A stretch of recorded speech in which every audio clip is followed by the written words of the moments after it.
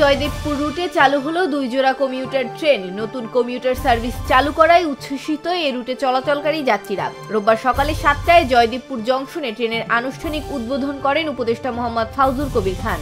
দীর্ঘ প্রায় 7 বছর পর আবারও সভামঞ্চে বক্তব্য দেবেন বিএনপি চেয়ারপারসন ও সাবেক প্রধানমন্ত্রী খালেদা জিয়া। আগামী 21 ডিসেম্বর রাজধানীর আগারগাঁওয়ে বাংলাদেশ চীন মৈত্রী আন্তর্জাতিক সম্মেলন কেন্দ্রে মুক্তিযোদ্ধা সমাবেশে প্রধান অতিথি হিসেবে যোগ দেবেন বিএনপি প্রধান। সমাবেশে খালেদা জিয়ার উপস্থিত হওয়ার বিষয়টি তার শারীরিক অবস্থার উপর নির্ভর করবে বলে সংশ্লিষ্ট সূত্রে জানা গেছে। রাত পোহালেই 16 ডিসেম্বর মহান বিজয় দিবস। দিনের প্রথম প্রহর থেকেই মানুষের শ্রদ্ধা আর ভালোবাসায় মোড়ানো ফুলে ফুলে ভরে উঠবে শহীদ বেদি। দিনটি উপলক্ষে এরই মধ্যে জাতীয় স্মৃতিসৌধকে ধুয়ে মুছে ফুল আর রং তুলির আঁচড়ে প্রস্তুত করছে গণপূর্ত বিভাগ।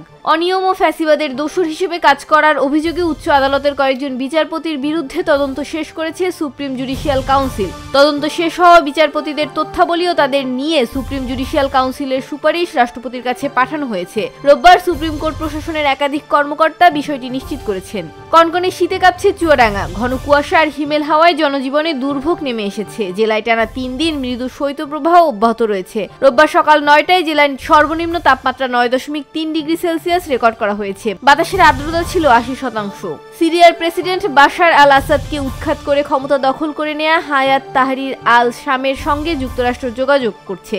শনিবার দেশটির পররাষ্ট্রমন্ত্রী অ্যান্টনি ব্লিংকেন এর তথ্য জানিয়েছেন। জর্ডানে সিরিয়া নিয়ে মধ্যপ্রাচ্য, তুরস্ক ও পশ্চিমা কূটনৈতিকদের সঙ্গে সংলাপে যোগ দেওয়ার পরে সাংবাদিকদের কথা বলেন অ্যান্টনি ব্লিংকেন।